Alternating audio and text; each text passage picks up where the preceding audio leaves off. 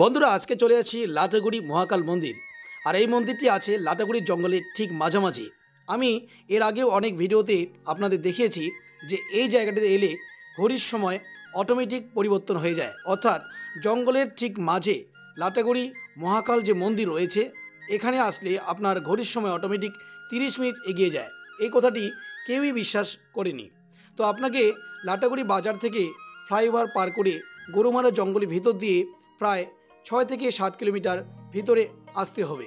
হ্যাঁ বন্ধুরা, এই সুন্দর ব্রিজটি যেটি প্রায় গাছের উপর দিয়ে চলে গেছে, অর্থাৎ রেল লাইনের উপর দিয়ে চলে গেছে এই সুন্দর নতুন ফ্লাইওভারটি, এই ব্রিজটি অতিক্রম করে আপনাকে পৌঁছতে হবে লাটাগুড়ি জঙ্গল।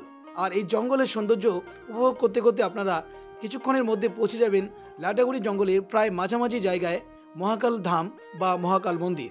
আর এখানে আসলে ঘড়ির সময় অটোমেটিক পরিবর্তন হয়ে যায়, এ কথা আমি আমার আগের ভিডিওতেও বলেছিলাম। তবে আমার সেই কথা অনেকে বিশ্বাস করেনি, অনেকেই কমেন্ট করেছিল যে এটা ভুয়ো তথ্য।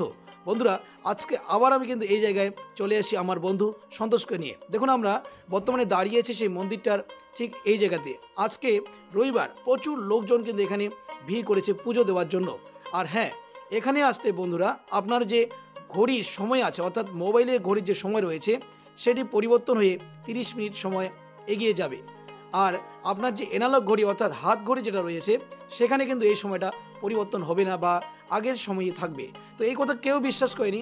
আজকে কিন্তু আমি আবার এটা দেখানোর জন্য এখানে আসি। এখানে কিছুক্ষণ সময় কাটানোর পর আমরা দুই বন্ধু মিলে আবার বেরিয়ে পড়লাম উত্তরের পথে, অর্থাৎ এবার আমরা যাব রহমান ফার্ম হাউস। আমরা ফেসবুকের বিভিন্ন ভিডিওতে এর সম্বন্ধে প্রচুর কথা শুনেছি।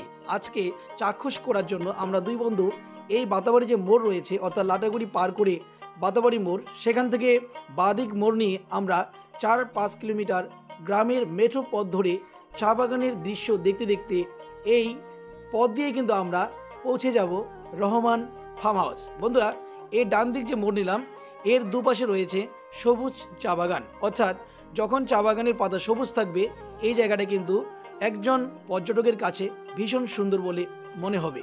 আমরা দুজনে গল্প করতে করতে হাসি ঠাট্টায় কিন্তু রহমান ফার্ম হাউসের দিকে এগিয়ে যাচ্ছি। এরপর কিন্তু বন্ধুরা আপনাকে এই কুর্তি নদী ব্রিজটি পার হতে হবে। এই কুর্তি নদী ব্রিজ পার করে কিছু দূর এগিয়ে তোমাকে বাদিক মোড় নিতে হবে। আর বন্ধুরা বাদিক মোড় নিয়ে তোমাকে কিছু দূর এগিয়ে যেতে হবে। 1 থেকে 1.5 কিলোমিটার এগিয়ে গেলে আপনারা কিন্তু এই রহমান ফার্ম হাউস দূর থেকে দেখতে পাবেন। আর বন্ধুরা এর কাছাকাছি যেতে হলে আপনাকে কিন্তু এই সরু পথটি বেয়েও যেতে হবে। এটি কোনো পাকা রাস্তা নয়, একটা সাধারণ গ্রামের সরু কাঁচা রাস্তা।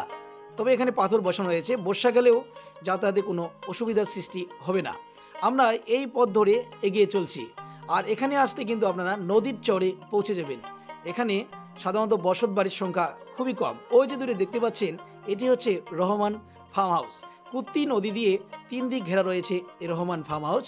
একদিকে রয়েছে সবুজ চা বাগান। বন্ধুরা আমরা রহমান ফার্ম হাউসের প্রবেশ পথে পৌঁছে গেছি।